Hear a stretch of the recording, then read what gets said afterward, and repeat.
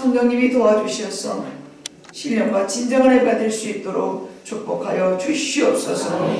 이 모든 것을 예수님의 이름으로 기도 올렸습니다. 아멘. 다 같이 자리에 일어나셔서 찬송가 23장을 찬양하시겠습니다.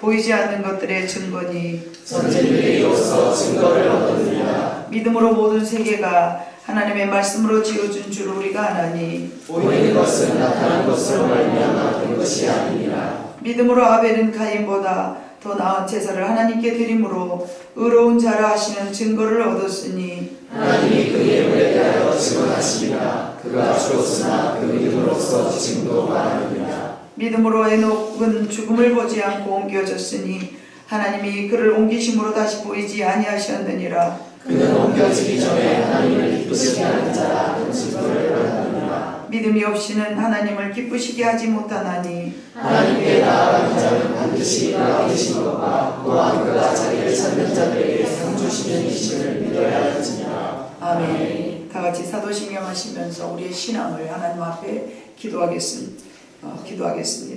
전능하사 천지를 만드신 하나님 아버지를 내가 믿사오며 그 외아들 우리 주 예수 그리스도를 믿사오니 이는 성령으로 잉태하사 동정녀 마리아에게 나오시고 본디오 빌라도에게 고난을 받으사 십자가에 못 박혀 죽으시고 장사한 지 사흘 만에 죽은 자 가운데서 다시 살아나시며 하늘에 오르사 전능하신 하나님 우대에 앉아 계시다가 저리로서 산 자와 죽은 자를 심판하러 오시리라. 성령을 믿사오며 거룩한 공예와 성도가 설교통하는 것과 죄를 사하여 주시는 것과 몸이 다시 사는 것과 영원히 사는 것을 믿사옵나이다. 아멘. 다 같이 자리에 앉으셔서 찬송가 92장을 찬양하시겠습니다.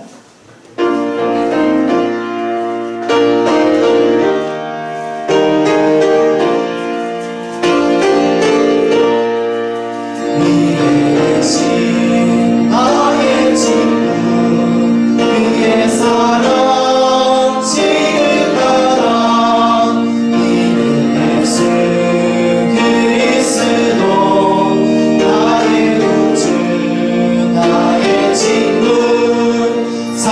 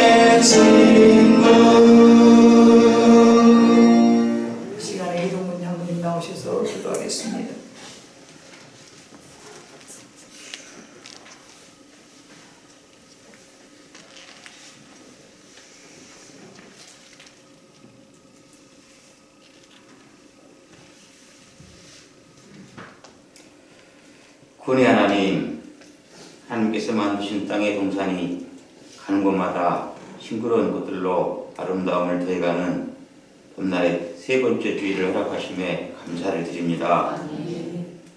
오늘도 우리의 필요를 날마다 새롭게 공급하여 하시는 주님을 찬양합니다.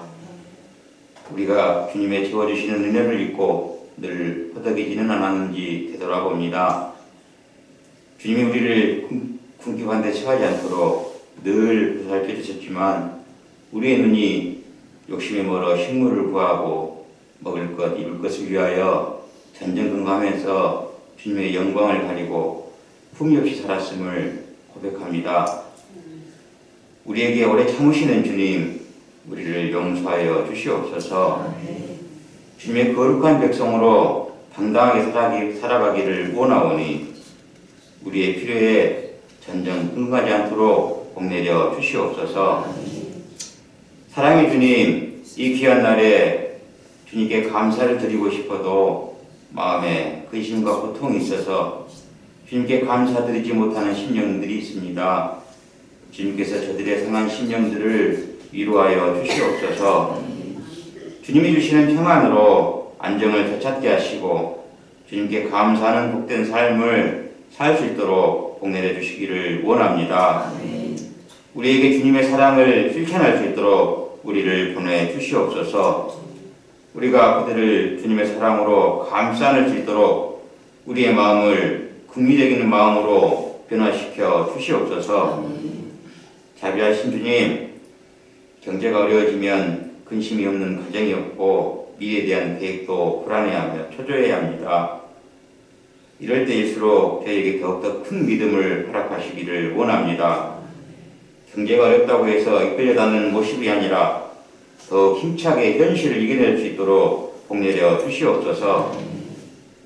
주님이 이 땅에 친히 세우신 교회를 위해 기도드립니다. 교회 각 기관마다 주님의 사랑을 실천하는 귀한 기관들이 되게 하시고 우리가 각 기관의 시체로서의 역할을 잘 감당할수록 축복하여 주시옵소서. 주님의 사랑을 드러낼 수 있는 교회가 되게 하시고 사랑과 수고와 봉사를 아끼지 않는 주님의 거룩한 자녀가 되게 하여 주시옵소서. 이 시간 말씀을 전하시는 주혜종 목사님에게도 하나님의 크신 능력을 주셨기를 원하옵나이다. 하늘문을 여시사 하늘에 신령한 은혜를 물붓듯 부어주시고 귀한 말씀을 통해 모든 근심과 염려가 다 물러가고 평안과 기쁨이 넘치게 하여 주시옵소서. 이 모든 말씀 우리 주 예수 그리스도의 이름으로 간절히 기도드리옵나이다. 아멘.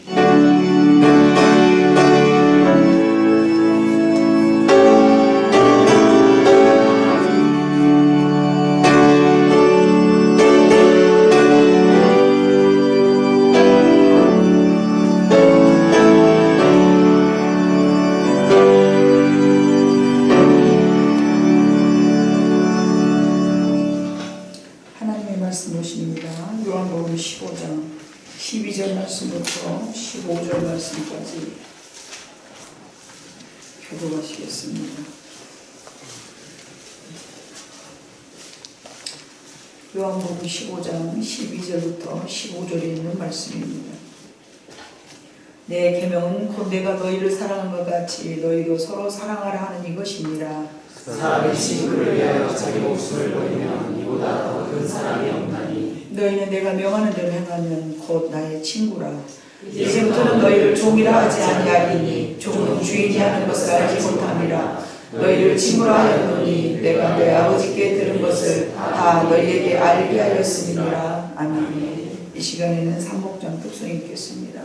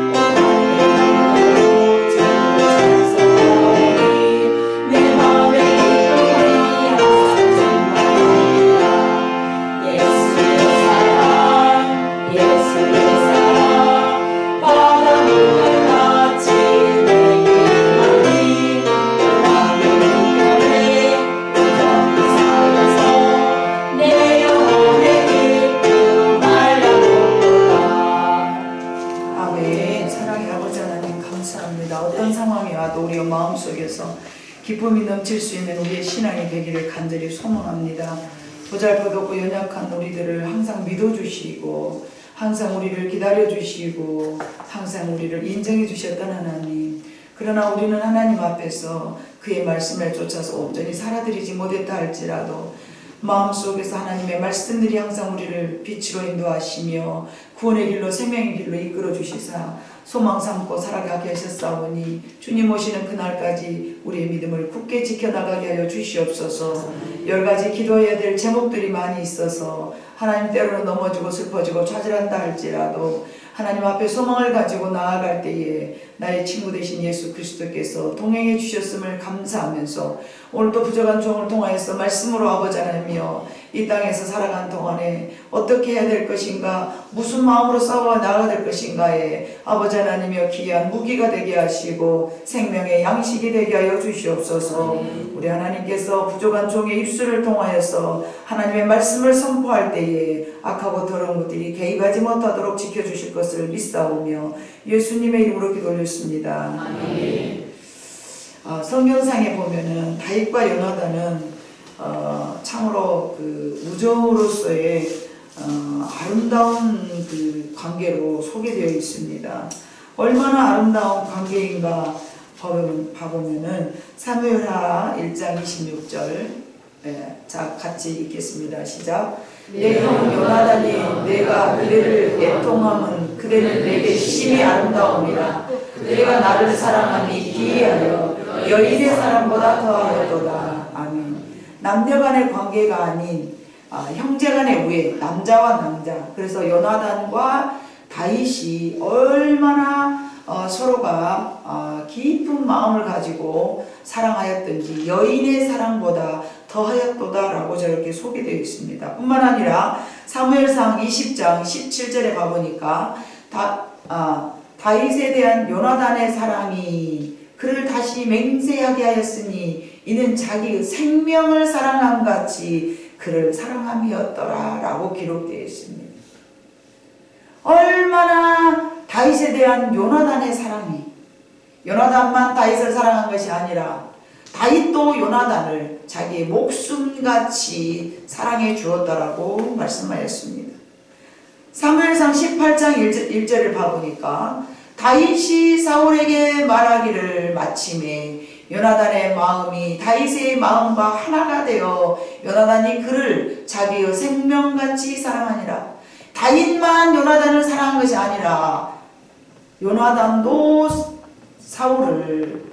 다윗을 이렇게 자기의 생명같이 사랑하였다는 말을 이렇게 하나님이 말씀하였는데, 이뿐만 아니라 여러 군데 사무엘상 19장 1절 5절에도 얼마나 둘이서 그 아버지의 목숨 가운데서 다윗을 해하려고 하는 그 계략을 알고서 다윗을 살리려고 요나단이 예를 쓰는 내용들이 18장, 19장, 20장에 이렇게 잘 연결되어서 한 사건으로 기록되어 있습니다. 이와 같이 다윗과 요나단은 참으로 너무나 아름다운 관계였는데, 그래서 그 이름을 따라서 다윗과 요나단이라는 찬양팀 이름이 있잖아요. 1990년 후반기서부터 활약을 한 그런 이렇게 찬양팀 이름인데, 듀엣 복음 가수였는데 정말 유명하게 우리 알려져 있죠. 이들은 서로 사랑하면서 서로 큰 힘을 얻었어요. 다윗은 사울로부터 목숨을 위협에 빠져 있어요. 목숨을 노리고 있을 때, 위협에 빠져 있을 때 요나단으로부터 그 힘을 얻었고, 요나단 또한 다윗에게 큰 사랑을 힘입으면서 서로가 의지하고 살았어요. 여러분, 사람은 누구나 누군가를 사랑할 때에 큰 힘이 나타날 줄로 믿습니다. 엄마는 자식을 사랑할 때 용기가 있잖아요. 아이를 사랑할 때. 내가 여인으로 있었을 때는 한 남자의 여인으로서, 그냥 연약한 여인으로서 사랑받기에 급급한 그런 연약한 존재지만, 아이를 낳은 순간부터 내 아이를 지켜야겠다는 그런 어떤 의무감으로, 내 아이를 지켜야겠다는 그런 의무감으로 내 마음속에서 뭐가 생깁니까? 힘이 생깁니다. 용기가 생깁니다. 누구 때문에요? 내 아이를 지켜야 되니까. 내 아이를 지켜야 되니까 용기가 생기는 거예요. 그럼으로써 여러분, 우리는 참으로 누군가를 사랑한다는 것은 내게 오히려 부담이 아니라, 그 생각할 때는 부담이요. 내가 저 여인을 지켜야 돼. 내가 저 자식을 지켜야 돼 하면서 어쩌면 부담감을 가질 수 있어요. 그러나 그 자식을 사랑하고 아내를 사랑하는 마음으로 내가 더 뭐가 되는 거예요? 힘이 있는, 능력 있는 사람이 될 줄로 믿습니다. 그럼으로써 우리는 누구를 사랑한다는 것은 내가 부담도 되겠지만은 참으로 사랑의 힘이 생기는, 누군가를 사랑할 때 무한한 힘이 생기는 그런 것을 우리는 깨달아야 될 것 같습니다. 내가 누군가를 지켜주고 싶을 때, 그 지켜주고 싶은 대상이 생겼을 때에 없는 힘이 생기는 것입니다. 그래서 아들들도 엄마 밑에 있을 때는 엄마를 지키는 건 아니잖아요. 아들들이 엄마를 물론 지켜야겠다는 마음도 있죠. 그러나 엄마보다는 엄마가 힘이 있을 때는 엄마가 젊고 힘있을 때, 엄마가 자기를 키워주고 그럴 때는, 엄마가 힘있을 때는 내가 엄마를 지켜야 된다는 마음이 안 들어. 근데 엄마가 노년이 되었을 때, 물론 자신들이 힘이 생기기도 했고 이제 바꿔지겠잖아요. 엄마는 늙어간 힘이 없고 아들은 힘이 생겨서 이제 엄마를 지킬 수 있는 그런 능력이 생겼기 때문에 이거는 자연적인 어떤 그 현상이다라고 생각하겠지만, 실제적으로 내가 늙어지고 힘없으면은 아들들이 또는 딸들이 내 엄마를 지켜야겠다는 힘이 만들어지는 거예요. 엄마가 힘이 없는 사람일수록 자녀들이 용감해지는 것을 볼 수가 있어요. 그렇다고 일부러 있는 힘을 갖다가 일부러 뺄 수는 없잖아요. 그러나 자연적으로 하나님께서 우리에게 순리적으로 힘이 없어질 때는 자녀들이 엄마를 지키려는 보호 본능이 생긴다는 것이죠. 자, 본문의 말씀도 예수님은 우리를 너무나 많이 사랑하셔서 13절에 보니까 난 너희를 위하여 목숨을 내놓았다 그랬어요. 13절. 사람의 친구를 위하여 자기 목숨을 버리면 이보다 더 큰 사랑이었다. 난 너를 위해서 목숨을 내놓았다. 저는 여러분 이 말씀을 연구하면서 다윗과 요나단이 마치 예수님이 우리를 사랑하신 것 같이 친구에 대한 언급을 하시면서, 오늘 요한복음 15장은 나는 너희를 종이라 하지 않고 친구라 할 거야 이렇게 말씀하시면서 나는 너희를 위하여서 대단한 사랑을 하고 있어 이걸 말씀하신 거예요. 예수님이 내가 너를 위해서 죽어줬어, 응? 내 목숨 너를 줬다니까? 그러면서 자기를 알아달라는 게 아니라 나는 너를 너무 사랑해 이걸 말씀하고 계십니다. 성경에 대한 포인트가 나는 너를 너무 사랑해 지금 이걸 말씀하고 계세요. 여러분, 우리 성도들이 아닌 것 같아요. 어째 너무 교회 온 것 같은 느낌이 듭니다. 그래서 이보다 더 큰 사랑이 어디가 있느냐라고 말씀하셨어요. 이보다 더 큰 사랑은 없다. 친구를 위해서 내가 목숨을 버렸기 때문에 이보다 더 큰 사랑은 없어. 내가 너희를 사랑한다는 이야기를 무엇으로 증명하리? 내가 너희를 사랑한다는 말을 무엇으로 더 강조하리? 여러분, 사람이요 자기 마음을 몰라줄 때요. 여러분들은 어때요? 누군가에게 내 마음을 증거하려는데 내 마음을 몰라줘요. 그럼 여러분들은 속에서 어떤 단어가 생각납니까? 나는 그래요. 나는 옛날에 어른들이 이런 말씀하셨어요. 내 속이 답답하네. 내 말을 그렇게 못 알아먹냐. 버섯목을 뒤집어서 까보리? 옛날 어른들. 양양래 수장님. 속 답답하면 그런 말 하지 않았어요? 내 버섯목을 뒤집어서 까서 보여주리? 버섯은 속이 있어요. 이렇게. 이 사람들이 이해를 못하니까 표현하기가 그러네. 앞뒤시 없어요. 이렇게 뒤집어도 봉진 집사님 이해가죠? 그대로 남을 크게 하시오. 예.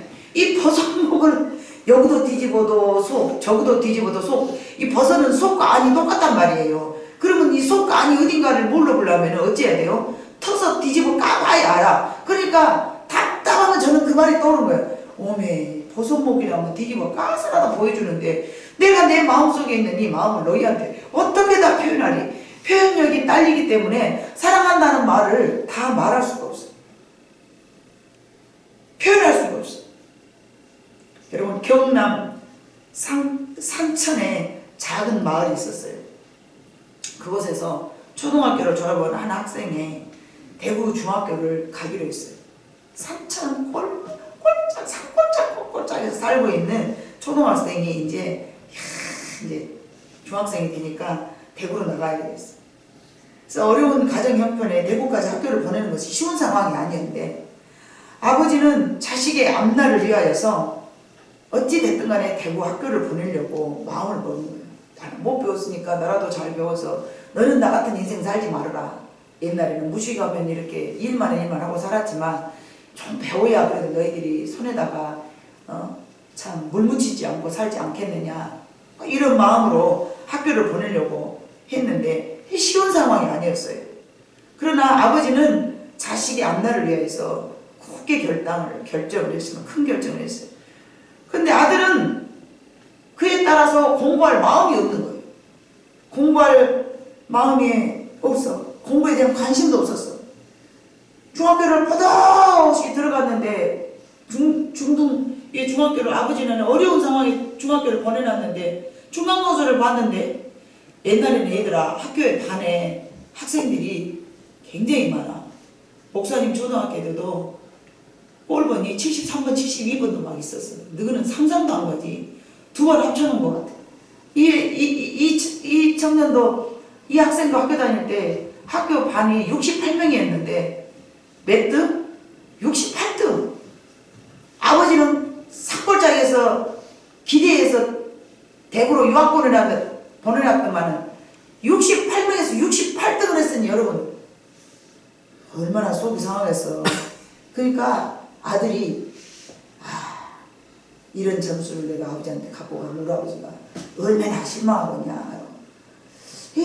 연구를 한 것이 뭘 했겠습니까? 네? 경험 없는데 어떻게 저렇게 잘할지? 성적 조작을 한 거야. 정도껏 해야 된대. 어떻게 갔다가 아버지를 기쁘게 해주고 싶으니까 딱 한 1등이라고 고쳐버렸어. 68등이. 1등 했다 하니까 아버지가 그 성적표를 보고서 너무 좋아가지고 돼지 한 마리를 잡아가지고 마을에 잔치를 했네. 이놈 아들이 부담이 꽁으로 되는 거야. 공부를 못해갖고 아버지한테 실망을 시켜. 이것도 부담인데 돼지까지 잡아가지고 없는 살. 옛날에 돼지 한 마리면 큰 재산이에요. 68명 있을 때, 처음 중학생이 68명 있을 때 돼지 한 마리는요 겁나게 비싼 거예요. 돼지 한 마리를 잡아가지고 마을에다 잔치를 하니까 아들이 자기는 거짓말을 했는데 이게 이제 마음에 부담이 되는 거예요. 아버지가 큰 재산이 있는 것도 아니야.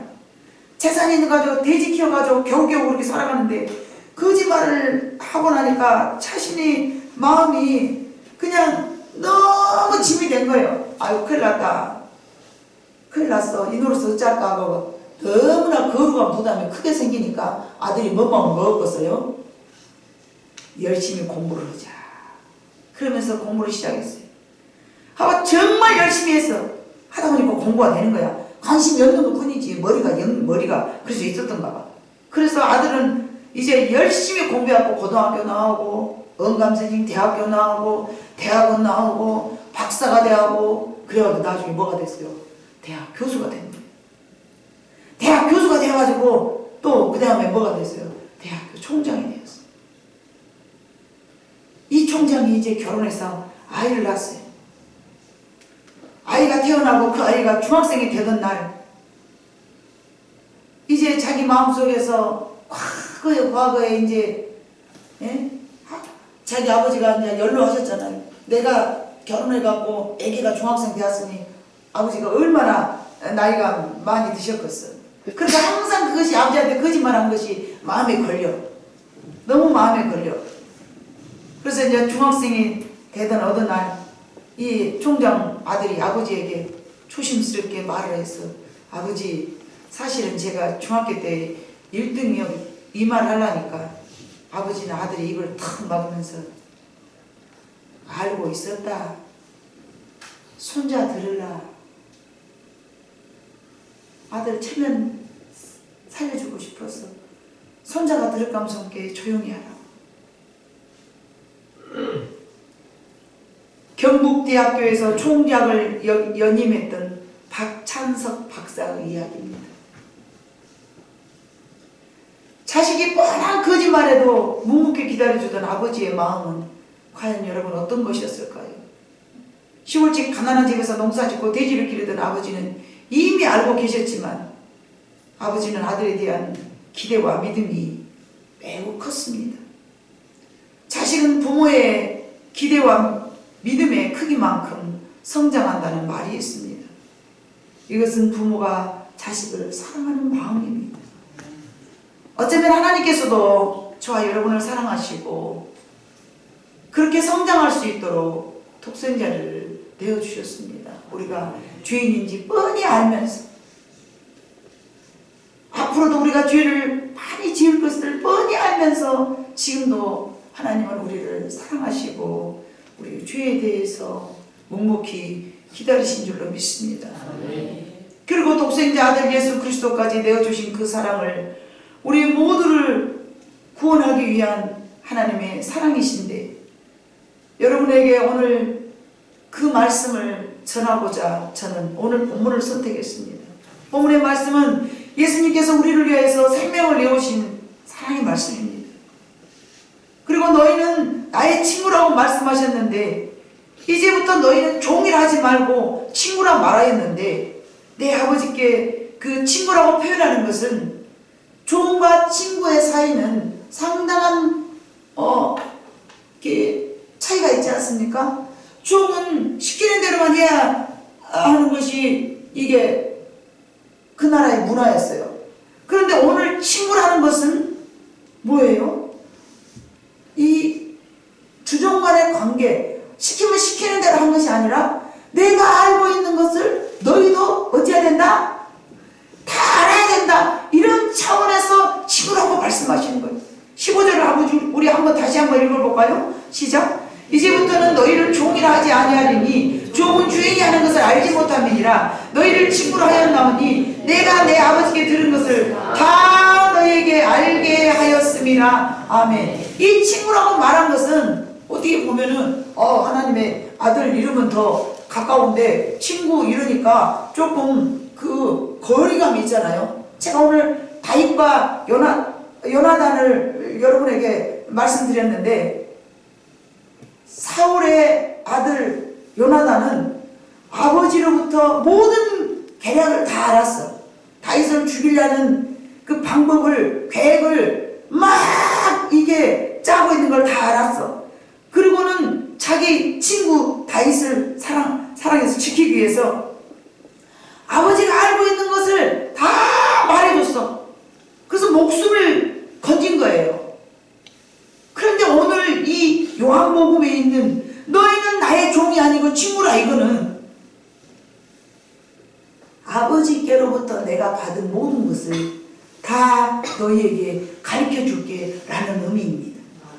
그러므로 다윗과 요나단의 관계는 곧 다윗은 목숨을 지키기 위한 요나단의 하나의 방패였습니다. 그러므로 이제 저와 여러분은 예수님께서 이렇게 말씀해 주셨어. 나는 내가 알고 있는 모든 것들을 너희에게, 마치 요나단이 다윗에게 사울의 모든 방법을 다 가르쳐 준 것처럼 내가 앞으로 너희를 친구 삼아서 나의 아버지 여호와 하나님이 가지고 계신 모든 것을 내가 너희한테, 너를 살리기 위해서 다 가르쳐 줄게. 이해가 되시면 아멘. 아멘. 다윗과 요나단 사이와 예수님과 우리의 사이는 마치 하나님, 우리가 예수님으로부터 구원받기 위해서, 구원을 얻기 위하여서 하나님의 계획을 다 말해줄 수 있는 그런 친구 관계를 예수님은 지금 오늘 말씀하시고 계시는 거예요. 하나님께서는 우리를 사랑하시고 계시지만 하나님의 계획을 누군가는 말해줘야 돼요. 그래서 우리를 위해서 생명을 내어주신 사랑의 말씀을 말씀하셨는데, 그것은 나는 너희 친구라고 말씀하셨어요. 이제부터 너희는 나의 종이라 하지 마라. 종은 아버지 하는 것을, 주인이 하는 것을, 계획을 몰라. 시키면 시킨 대로 하는 것이 종이야. 근데 시키면 시킨 대로 하는 종은 하나님의 계획을 알지 못하기 때문에 안 돼. 더 안 좋아. 그러니까 너는 나를 이제 친구라고 말해. 그래서 내가 아버지한테 들은 거를 다 말해줄게. 아버지 앞에 들은 거를 다 15절 하반절, 내 아버지께 들은 것을 다 너희에게 알게 하였습니다. 요나단이 자기 아버지 사울한테 들은 것을 다윗에게 다 말을 해줬어.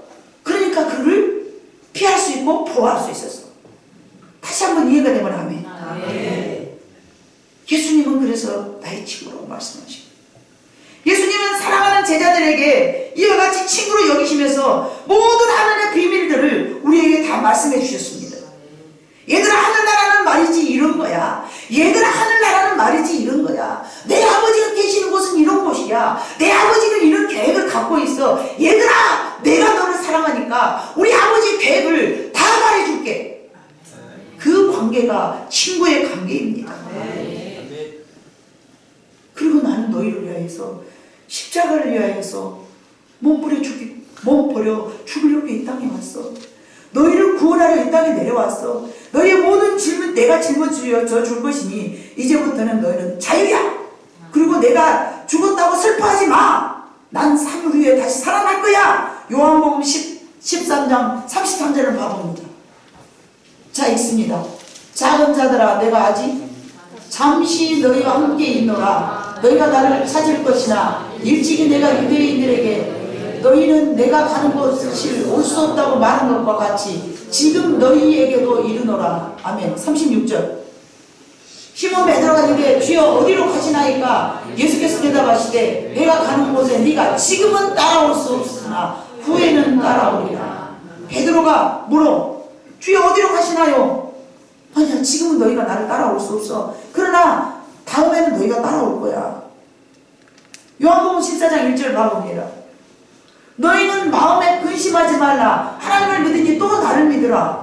요한복음 14장 16절로 18절 봅니다. 시작. 내가 아버지께 구하겠으니 그가 또 다른 보혜사를 너희에게 주사 영원토록 너희에게 함께 있게 하리니 그는 진리의 영이라. 세상은 능히 그를 받지 못하나니 이는 그를 보지도 못하고 알지도 못함이라. 그러나 너희는 그를 아나니 그는 너희와 함께 거하시며 또 너희 속에 거하시겠습니다. 내가 너희를 고아와 같이 버려두지 아니하고 너희에게로 오리라. 26절 28절 다시 있습니다. 보혜사 성령 곧 아버지께서 내 이름으로 보내실 성령 그가 너희에게 모든 것을 가르치시고 내가 너희에게 말한 모든 것을 생각나게 하리라. 평안을 너희에게 비치노니 곧 나의 평안을 너희에게 주더라. 내가 너희에게 주는 것은 세상이 주는 것과 같이 아니하니라. 너희는 마음에 근심하지도 말고 두려워하지도 말라. 내가 갔다가 너희에게로 온다 하는 말을 너희가 들었나니 나를 사랑하였다면 내가 아버지께로 감을 기뻐하였으리라. 아버지는 나보다 크시니라. 이 말씀을 여러분에게 설명하겠습니다. 이게 무슨 말인가 봤더니 제자들이 여러분들이 읽었지만 여러분 이 뜻이 무슨 뜻이냐. 주님은 우리에게 친구가 되어주신다고 오늘 요한복음 말씀하셨어. 근데 이 친구는 무엇이냐. 너하고 나하고 사이에서 마치 다윗과 요나단의 관계처럼 아버지가 하는 모든 일을 내가 너희한테 다 알게 하려고 내가 너를 친구라고 그러는 거야. 이렇게 이야기하셔놓고 나는 꼭 갈 거다. 나는 죽을 거야. 너희들을 위해서 죽을 거야. 아, 베드로가 답답해. 이해가 안 돼. 미쳐버리겠네. 언제는 친구를 안다더니 언제는 또 내가 죽은다더니 걱정하지 말라니 다시 온다더니 이렇게 말씀을 많이 하시니까 이해를 못하는 거예요. 알 수가 없는 거예요. 그러면서 계속 무한반복 너희는 내게 붙어있어. 너희는 내게 붙어있어. 이 말씀하시고 이게 무슨 말씀이냐. 하나님과 예수님과 성령님은 각자 맡은 역할이 다릅니다. 맞습니까? 같은 삼위일체 한 영이시지만 아버지 하나님은 계획하시고 지시하시고 다스리시고 창조하시고 관리하시고 맞습니까? 아들 예수님은 뭐하러 오셨어요? 우리를 구원하시기 위하고 천국 복음을 증거하러 오셨습니다. 천국은 이런 거야. 그리고 나는 너희를 위해서 죽어주러 왔어. 그러면서 너희는 앞으로 내가 살아간 것처럼 너희도 살아. 내 삶이 곧 진리고 내 삶이 곧 복음이고 내 삶이 곧 너희가 따라와야 될 삶의 표본이야. 이걸 보여주러 오셨어. 맞습니까? 그러면 과연 성령님은 무슨 역할을 하시느냐. 성령님이란 곧 하나님의 영이고 예수님의 영이십니다. 신령한 영이야. 그분이 예수님이 사용하시고 지난주에 오늘이 다른 교회는 부활주에 맞아요? 다른 교회는 오늘이 부활주에 예수님이 살아나셔서 부활하셨어. 부활하시면서 가려면서 이 말씀을 하시는 거야. 이 얘들아 내가 가는데 말이야. 너희는 내가 간다고 슬퍼하지 마. 나 있는 대로 갈 수도 없어. 올 수도 없어. 베드로가 아니에요. 저 따라갈게. 올 수도 없어. 네가 지금은 따라올 수 없어. 그러나 나중에는 따라올 거야. 이렇게 말하니까 베드로가 무슨 말인가 이게 무슨 말인가. 주님을 따라 베드로는 나는 육신으로 예수님을 따라간다 말했지만 예수님은 나중에 네가 나의 삶을 똑같이 살게 될 것이다, 이 뜻으로 내가 지금은 네가 나를 따라올 수 없으나 나중엔 네가 나를 따라올 거야. 오늘 닭이 부르기 전에 네가 땡겨하고 전에 네가 나를 부인할 것이다. 너는 그렇게 부인할 수밖에 없는 존재다. 우리 인간은 여러분 성령님이 임하시지 않으면 베드로와 같이 예수님을 모른다고 부인할 수밖에 없는 존재인 줄로 믿습니다. 이게 저와 여러분의 연약한 육신을 입은 인간들의 나약한 모습입니다. 근데 예수님은 인간이시로 오셨어요. 신이시지만 인간의 모습으로 오신 거예요. 맞습니까? 인간의 모습으로 오셨기 때문에 예수님께서 어떤 복음을 증거하셨어도 아무 역사가 나타나지 않았습니다. 안진뱅이를 일으키고 눈먼 소경을 눈을 뜨고 예수님의 성령의 역사는 일어났지만 심리적으로 모든 사람들이 예수님의 말씀을 믿고 따르고 구원의 역사가 일어나지 않았다는 거예요. 베드로에게 아무리 말해줘도 이게 예수님께서 말씀을 전해, 베드로야 너는 내가 죽었다가 다시 살아날 거야. 뭔 말인지 가룟유다야 나는 이 나라를 통치하러 왔어. 뭔 말인지 나라를 새로 세운다고? 여러분 가룟유다가 맨 처음부터 예수님을 팔아먹으려고 작정한 참 보잘것없는 참 필요없는 존재 아니에요. 도무지 그 머리에서는 이해가 안 돼. 예수님은 메시아로 와가지고 우리를 구원해 줄 수 없다면서 도대체 뭐 하시는 거야? 왜 우리는 이 로마 나라에서 이렇게 참 압제를 당하고 있는데 예수님은 도대체 뭐 하시는 것이야? 뭐 하시는 것이야? 도무지 이해를 못해. 예수님이 하시고자 원하는 사역을 아무도 몰랐어. 왜요? 그때는 주님과 인간이 친구가 아니었기 때문에. 그때는 예수님이 메시아로 오신 랍비였어요. 선생님이셨어요. 그런데 예수님은 우리를 구원하러 오셨고 예수님은 하나님의 아들이고 예수님은 이러이러한 삶을 살면서 우리에게 이걸 말씀하시고 계시구나, 이거를 깨닫게 하시는 것이 성령님이신 줄로 믿습니다. 예수님이 얘들아 나는 이렇게 할 거야. 그래도 그들이 예수님의 말을 이해를 못했어요. 왜요? 그때는 보혜사 성령님이 이 땅에 내려오시지 아니하셨기 때문에. 그래서 예수님은 얘들아 내가 가는 게 더 나아. 내가 올라가야 그분이 내려올 거야. 내가 올라가고 난 다음에 그분이 내려와서 내가 가르친 모든 것을 너희로 알게 하실 거야. 그러므로 내가 가는 것이 너희에게 유익함이야 라고 말씀하신 것입니다. 이해가 되십니까? 네. 여러분이 내 자녀를 양육하고 내 남편에게 구원받게 하려고 여보 교회 가자, 구원받아야 돼, 얘들아 그렇게 예수 믿으면 안 돼, 그건 죄야, 그렇게 하면 안 돼. 사랑하는 내 가족들에게 하나님의 말씀을 아무리 증거해도 이해하지 못하고 따라주지 않을 때에 낙심하지 마시고 성령님 그분이 오셔야만 그 마음속에서 깨닫게 하시고 바른 길로 가게 하시고 예수를 믿어야 산다는 것을 알게 하시고. 예수님은 우리에게 친구 되어주기 위해서 죽으셨습니다. 여기서 말하는 친구란 여러분이 개념하는 친구가 아니라 다윗과 요나단의 관계를 친구라고 말하는 것입니다. 하나님이 알고 계시는 모든 것들을 알게 하는 이는 예수님이 아니고 성령님이신 줄로 믿습니다. 예수님이 아무리 가르쳐도 그들은 알지 못했습니다. 저와 여러분이 아무리 말해도 못 알아먹습니다. 주님도 못 하셨는데 내가 어찌하오리. 여러분 그렇게 마음으로 이해하시고 십자가 앞에 내려놓으시기를 바랍니다. 주님도 하시지 못한 일을 감히 내가 한다고 안 된다고 안타까워하면서 하나님 저러면 안 되는데 저들이 왜 저래요? 저들이 왜 저래요? 그렇게 하지 말게 해주세요. 바르게 살게 하는 것이 우리의 소망입니다. 맞습니까? 다 예수 믿는 것이 우리의 소망입니다. 맞습니까?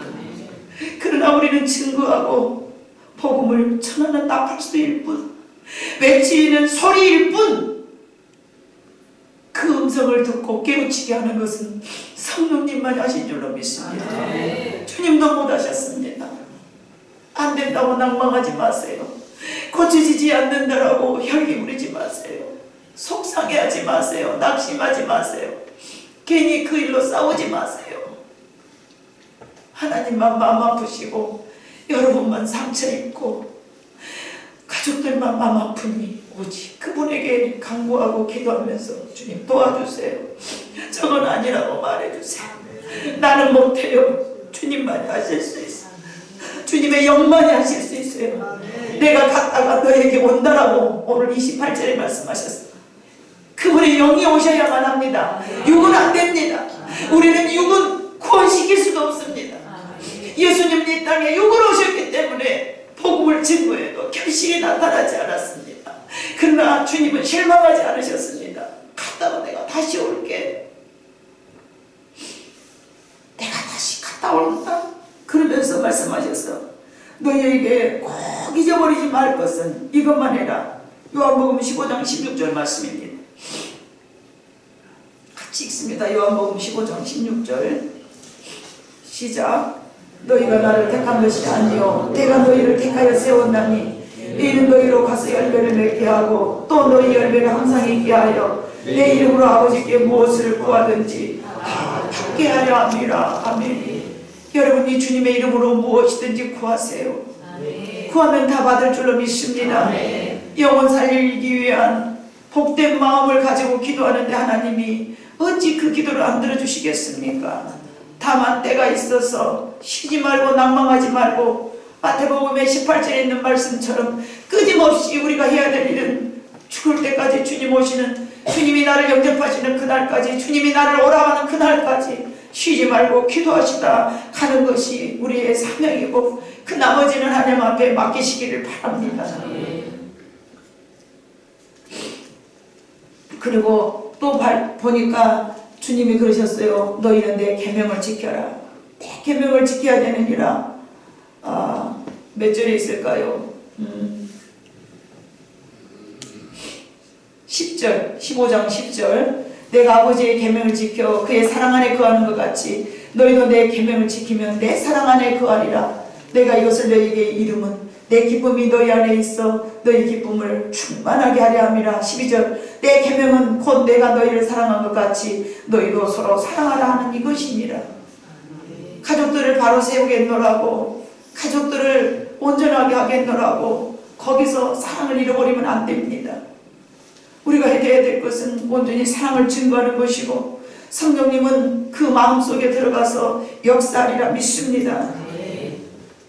예수님께서는 나는 죽었다가 살아날 것이다. 그러나 지난 주일에 우리의 말씀에 여러분 모든 제자들이 아무도 믿지 않았어요. 마가복음 16장 1절로 11절에 봐보니까 막달라 마리아도 엠마오 제자는 가는 제자들도 또 유다를 뺀 나머지 11명의 제자도 전부 예수님이 살아날 것이라고 그렇게 말했지만 믿지 않았어요.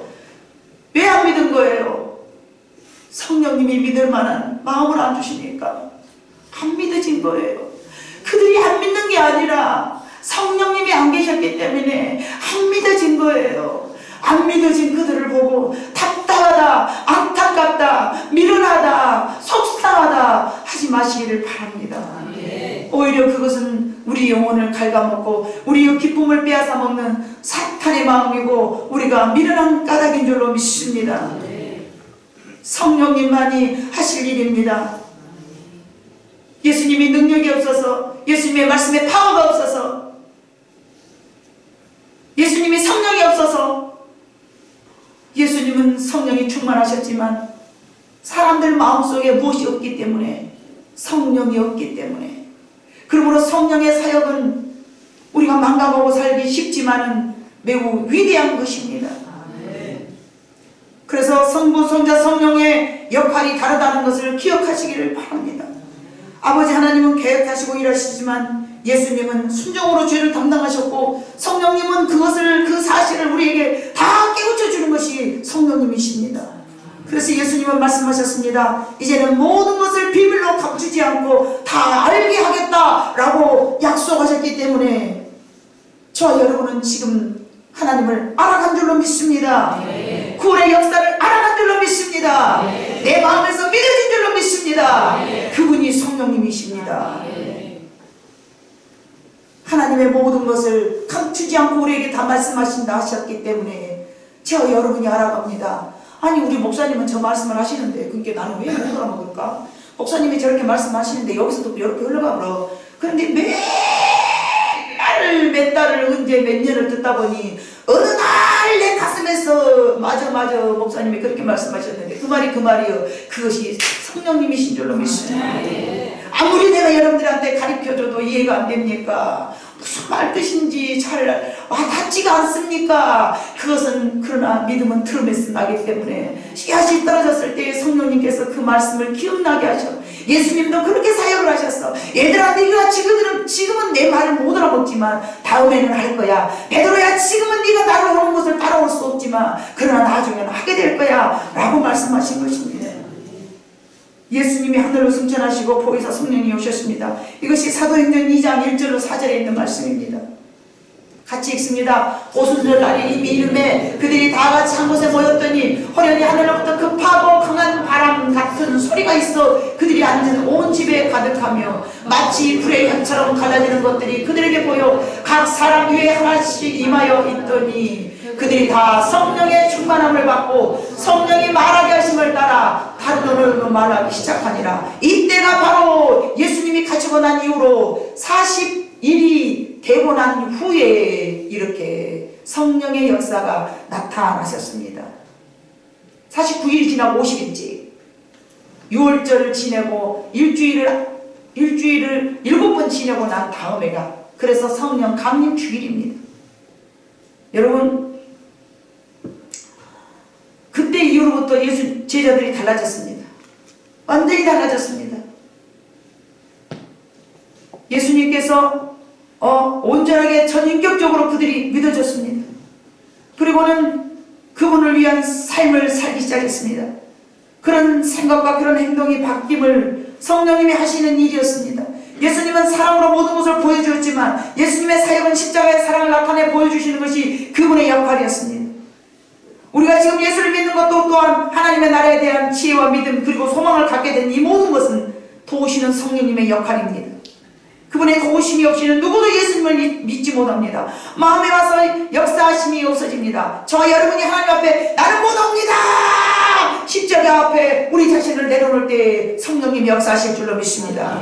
우리는 지금까지 내가 해보려고 몸부림을 쳤습니다. 그것이 교만이고 그것이 잘못된 생각입니다. 우리는 못합니다. 당연히 안 됩니다. 왜요? 주님도 못하셨기 때문에 그렇습니다. 육은 안 됩니다. 육은 할 수가 없습니다. 그러나 성령님은 하실 수 있습니다. 예수님이 다시 살아난 것을 말했지만 누구도 못지 못했던 것 그것은 성령님의 역사하심이 없었기 때문에 그렇습니다. 이제 예수님은 하늘로 올라가시면서 걱정하지 말고 염려하지 말라라고 당부했습니다. 그것이 요한복음 14장 16절로 18절에 있는 말씀입니다.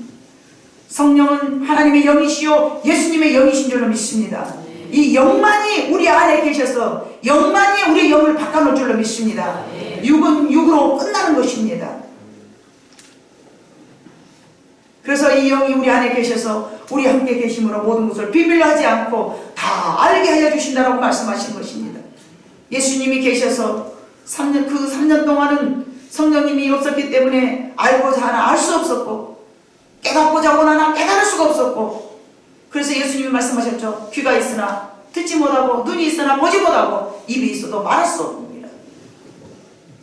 그러나 성령님이 오셔서 듣게 되고 말하게 되고 보게 된 줄로 믿습니다. 아멘. 지금 우리는 듣고 깨닫고 소망한다면 여러분의 마음속에 보혜사 성령님이 계시는 것입니다. 그분이 우리와 친구가 되어주신 것입니다. 다윗과 요나단이 친구가 되어서 비밀이 없고 아버지가 하는 모든 일을 가르쳐 주었던 것처럼 처음 여러분의 마음속에 아버지가 하고 있는 모든 일을 성령님은 우리에게 친구처럼 오셔서 말씀해주고 계십니다. 그것이 오늘 요한복음 15장 15절에 있는 말씀입니다. 비밀이 없었던, 그리고 목숨까지 내어줄 만한 사랑, 다윗과 요나단의 관계는 저와 예수님의 관계고 여러분과 예수님의 관계인 줄로 믿습니다. 그것이 아버지의 사랑이고 예수님의 사랑입니다. 예수님은 나의 그래서 참 친구가 있습니다. 그분은 나의 힘이 되시고, 그분은 나의 소망이 되시고, 그분은 나의 능력이 되시고, 그분은 나의 위로자가 되시고, 능력이 되시고, 친구가 되어서 여러분과 영원히 함께 하시기를 원하십니다. 요한복음 15장 10절에 아까도 읽었던 것처럼 계명을 지키면 난 너희 안에, 너희는 내 안에, 그리고 많은 열매를 맺을 것이다. 그러므로 우리는 계명을 지키는 일에 힘써야 될 줄로 믿습니다. 그 계명은 무엇이었습니까? 사랑이었습니다. 이것이 요한복음의 14장과 15장의 전반적인 내용입니다. 그러므로 너희는 나의 제자가 되어 아버지의 영광을 돌릴 수 있을 것이니라. 아멘. 사랑하는 성도 여러분, 예수님과 사랑하는 친구가 되어주시기를 바랍니다. 그분과 깊이 사귐이 있기를 원합니다. 그분과 여러분들 동행하시는 여러분 되시기를 원합니다. 그분은 여러분과 오늘도 늘 친구가 되기를 원하였어. 나는 너희가 친구가 되고 싶어. 그런데 네가 내 계명을 지키지 않잖아. 나는 너랑 친구하고 싶어. 내 계명을 지켜줘. 그러면 내가 너의 친구가 되어줄게. 할렐루야. 사랑하는 성도 여러분, 어떤 상황이 오더라도, 어떤 순간이 오더라도 말씀에 순종하여서 예수님과 친구 되시는 여러분 모두가 되시기를 주님의 이름으로 축복합니다. 기도하시겠습니다. 사랑 많으신 아버지 하나님, 나의 친구가 되어주시려고 이 땅에 십자가에 못 박아 죽어주시며 순종하여서 하나님의 계획하시는 모든 일들을 미련하고 죄 많은 우리들에게 알려주시면서 구원 얻을 수 있는 생명의 길로, 구원의 길로, 참된 진리의 길로 우리를 인도하신 줄로 믿습니다.